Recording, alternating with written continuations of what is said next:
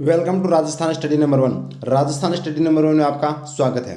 आज है 1 दिसंबर और 1 दिसंबर 2022 को राजस्थान करंट अफेयर से रिलेटेड जितने भी क्वेश्चन बनते हैं वो उनसे रिलेटेड जितने भी फैक्ट बनते हैं वो आज की क्लास के अंदर हम देखने वाले हैं। तो आज की क्वेश्चन है खादी ग्राम उद्योग प्रदर्शनी 2022-23 का आयोजन कहाँ पर किया गया और किसने इसका उद्घाटन किया और क्या है खादी ग्रामोद्योग प्रदर्शनी, इस पर चर्चा करेंगे।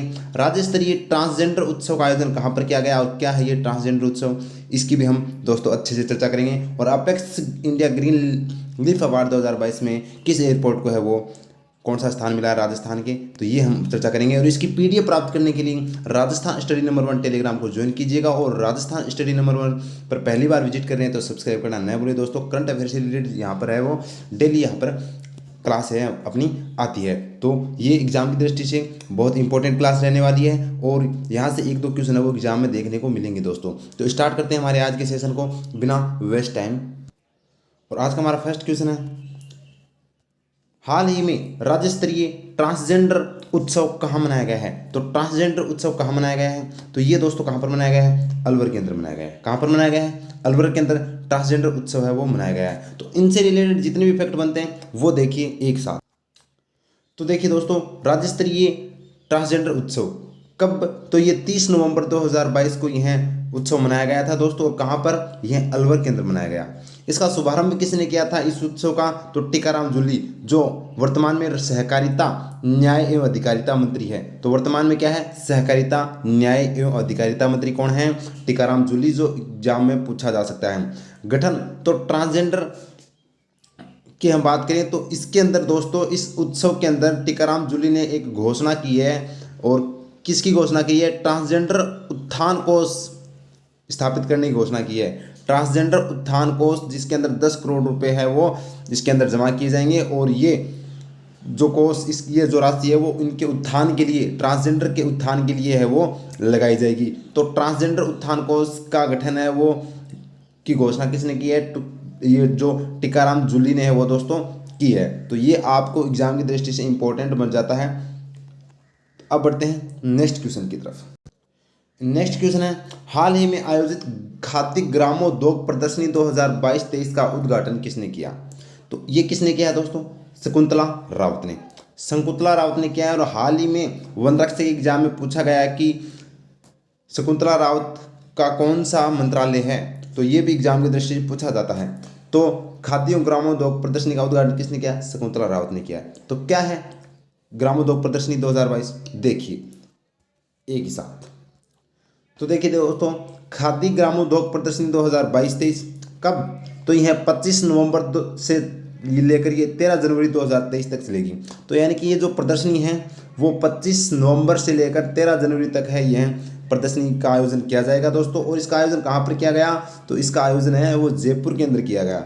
और इसका उद्घाटन किसने किया है, तो शकुंतला रावत, जो खादी एवं ग्रामोद्योग मंत्री है दोस्तों। क्या है, खादी एवं ग्रामोद्योग मंत्री है। और इसका आयोजनकर्ता कौन है, तो आयोजनकर्ता मतलब इस प्रदर्शनी का आयोजन कौन कर रहा है, तो राजस्थान खादी ग्रामोद्योग संस्था संघ के द्वारा इसका आयोजन है वो किया जा रहा है। तो एग्जाम की दृष्टि से इंपॉर्टेंट है वो ये रहने वाला है। तो आपसे पूछा जा सकता है कि खादी ग्रामोद्योग प्रदर्शनी 2022-23 का आयोजन है वो कहाँ पर किया और कब से कब तक किया, और इसका उद्घाटन किसने किया और कौन है वो इसका आयोजन करवा रहा है, तो राजस्थान खादी ग्रामोद्योग संस्था संघ के द्वारा इसका आयोजन किया गया। बढ़ते हैं नेक्स्ट क्वेश्चन की। नेक्स्ट क्वेश्चन है, बीकानेर के किस लेखक को परनिंदा समरस कहूँ नाही पुस्तक के लिए राष्ट्रीय पुरस्कार से नवाजा जाएगा। तो यानी कि ये कौन है, आत्माराम भाटी, जो बीकानेर के हैं दोस्तों, आत्माराम भाटी। इनकी पुस्तक का नाम, तो आपसे सीधा सीधा पूछा जाएगा कि परनिंदा समरस कहूँ नाही पुस्तक किसकी है, तो आत्माराम भाटी की है। इस पुस्तक के लिए उनको कौन सा अवार्ड दिया जा रहा है, तो राष्ट्रीय पुरस्कार अवार्ड है वो दिया जाएगा दोस्तों। तो ये आप याद रखना। अब हम देख लेते हैं अदर ऑप्शन। शौकत उस्ता, नंद किशोर और धर्मेंद्र भल्ला, इनको 2022 में कौन से अवार्ड है वो दिए गए हैं, तो देखिए। तो हम बात करते हैं शौकत उस्ता की। तो शौकत उस्ता को है वो राष्ट्रपति पुरस्कार 2022 दिया गया है उस्ता कला के लिए। और उस्ता कला किस कहाँ की प्रसिद्ध है, बीकानेर की प्रसिद्ध है, ये आपको याद रखना। शौकत उस्ता भी कहाँ के हैं, बीकानेर के हैं, ये भी आपसे पूछा जा सकता है। नंद किशोर को कौन सा अवार्ड दिया गया है, तो मोनोत नेणसी अवार्ड 2022 है वो किसको दिया गया है, नंद किशोर को दिया गया है, ये भी आपको याद रखना है। और धर्मेंद्र भल्ला को हाल ही में जो डिज़ाइन इनोवेशन नेशनल अवार्ड 2022 से वो प्रदान किया गया है उनको, धर्मेंद्र भल्ला को दोस्तों। तो डिज़ाइन, और ये आपको ध्यान रखना ये पहला है, क्या है, भारत का पहला डिज़ाइन इनोवेशन नेशनल अवार्ड है वो धर्मेंद्र भल्ला को दिया गया है। ये भी आपको याद रखना है दोस्तों, एग्जाम की दृष्टि से इंपॉर्टेंट है वो बन जाता है। बढ़ते हैं नेक्स्ट क्वेश्चन की ओर। तो देखिए, मुख्यमंत्री अशोक गहलोत ने 2 नदियों पर बांध निर्माण की घोषणा की है, निम्नलिखित में से वे नदियां कौन सी है? तो देखिए दोस्तों, साबरमती व सेई नदी पर है वो बांध बनाने की घोषणा है वो की है किसने? तो अशोक गहलोत ने है वो की है दोस्तों। अब बात करें तो ये साबरमती नदी, तो आपसे बांध से रिलेटेड अगर एग्जाम में क्वेश्चन आएंगे तो वो क्या आएंगे कि राजस्थान का सबसे बड़ा बांध कौन सा है, यानी कि सबसे ऊंचा बांध। तो ऊंचा बांध आपसे पूछा जाए तो जाखम बांध कर देना दोस्तों। कौन सा बांध आएगा? जाखम बांध, जिसकी ऊंचाई है 81 मीटर। कितने मीटर है? 81 मीटर है। और फिर आपसे पूछा जाए कि सबसे लंबा बांध कौन सा है, तो जमनालाल बजाज सागर बांध है, जो कहाँ पर है, इसकी जो लंबाई है वो 3109 मीटर इसकी लंबाई है दोस्तों। ये भी आपसे पूछा जा सकता है। और राजस्थान का सबसे ऊंचा जलप्रपात कौन सा है? तो चूलिया जलप्रपात है। ये भी आपको एग्जाम में याद रखना है, ये पूछा जाएगा। अब मैं नदियों के बारे में ज़्यादा फैक्ट नहीं बताऊंगा, ये ज्योग्राफी का टॉपिक आ जाता है। ज्योग्राफी क्लास के अंदर हम इनको अच्छे से नदियों को देखेंगे दोस्तों, ठीक है। लेकिन बांध है वो किस नदियों पर बनाया जाएगा? तो हाल ही में घोषणा की है मुख्यमंत्री जी ने, साबरमती और नदी और सेई नदी पर है वो बांध बनाने की है वो घोषणा की गई है। तो ये एग्जाम की दृष्टि से इंपॉर्टेंट बन जाता है। नेक्स्ट क्वेश्चन है अपना, प्रत्यक्ष लाभ हस्तांतरण यानी कि डीबीटी। डीबीटी का मतलब होता है direct benefit transfer. Direct benefit transfer के मामले में राजस्थान का पूरे देश में कौन सा स्थान रहा है? तो चौथा स्थान रहा है दोस्तों। इसका मतलब क्या है कि यानी कि जितनी भी सरकार की योजनाएं हैं, जैसे पेंशन मिलती है लोगों को, तो वो डायरेक्ट किस खातों में जाती है, ठीक है। जो भी कोई योजना का लाभ मिलता है, जो भी छात्रवृत्ति मिलती है, वो डायरेक्ट है वो खातों में, अकाउंट के अंदर जाती है। इसमें यानी कि डायरेक्ट बेनिफिट ट्रांसफर के मामले में राजस्थान का है वो देश में चौथा स्थान आया है। तो ये एग्जाम की दृष्टि से आपसे पूछा जा सकता है कि प्रत्यक्ष लाभ हस्तांतरण के मामले में राजस्थान का पूरे देश में कौन सा स्थान रहा? तो ये चौथा स्थान रहा है। तो ये एग्जाम की दृष्टि से बन जाता है इंपॉर्टेंट। बढ़ते हैं नेक्स्ट क्वेश्चन की ओर। नेक्स्ट क्वेश्चन की हम बात करें तो राजस्थान के किस एयरपोर्ट को apex India green leaf award 2022 से सम्मानित किया गया है? तो ये दोस्तों जयपुर एयरपोर्ट को सम्मानित किया गया है अपेक्स ग्रीन लीफ अवार्ड 2022। इसमें मतलब किसको दिया जाता है? जो मतलब एयरपोर्ट अच्छे से स्वस्थ रहता है, वह आने वाले जितने भी पर्यटक हैं उनको अच्छे से उनकी देखभाल करता है, वह पर्यावरण को और वह उनको संरक्षण प्रदान करता है। तो इस एयरपोर्ट में राजस्थान के जयपुर एयरपोर्ट को है वो अपेक्स ग्रीन लीफ अवार्ड है वो 2022 है वो दिया गया है दोस्तों। तो ये एग्जाम की दृष्टि से इंपॉर्टेंट है बन जाता है।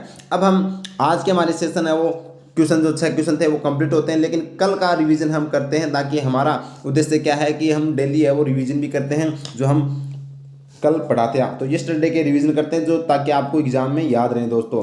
तो देखते हैं रिवीजन करते हैं आज के हमारे।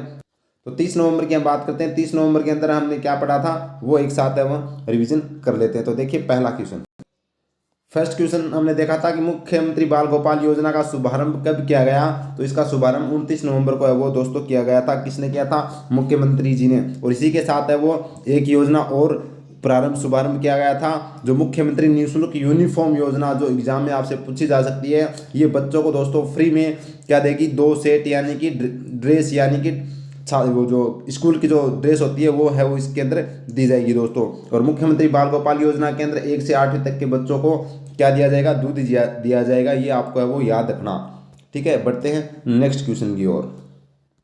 नेक्स्ट क्वेश्चन है, पायलट प्रोजेक्ट के तहत नवाचार safety against violation and exploitation of children की शुरुआत किस जिले में हुई है? तो ये अलवर के अंदर हुई है दोस्तों। कहाँ पर हुई है? अलवर के अंदर हुई है। ये आपको याद रखना है, इसके बारे में हमने अच्छे से चर्चा की थी और आपको याद करवाया था। नेक्स्ट क्वेश्चन है, उद्योग विभाग के द्वारा 56 भोग 2022 फूड फेस्टिवल का आयोजन कब किया जाएगा? तो इसका आयोजन है वो 9 से 12 दिसंबर 2022 तक है वो किया जाएगा। ये जिला स्तरीय है दोस्तों, प्रत्येक जिला के अंदर। और इसके अंदर जो भी यानी कि फेमस, जो भी प्रसिद्ध प्रत्येक जिले की जो मिठाई वगैरह है उनका प्रसार है वो किया जाएगा। तो ये फूड फेस्टिवल आपको याद रखना है दोस्तों। अगला क्वेश्चन है कि 28 नवंबर 2022 को शिल्प गुरु राष्ट्रीय पुरस्कार सम्मान समारोह में राजस्थान के कितने हस्तशिल्प कलाकारों को शिल्प गुरु पुरस्कार से नवाजा जाएगा?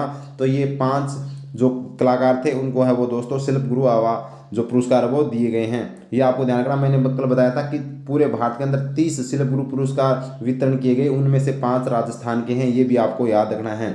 ठीक है, और 14 क्या है, राष्ट्रीय हस्तशिल्प पुरस्कार है 14, जो राजस्थान के 14 हैं और पूरे भारत में है वो लगभग 80 है वो इसके वितरण किए गए हैं। तो एग्जाम की दृष्टि से बन जाता है इंपॉर्टेंट।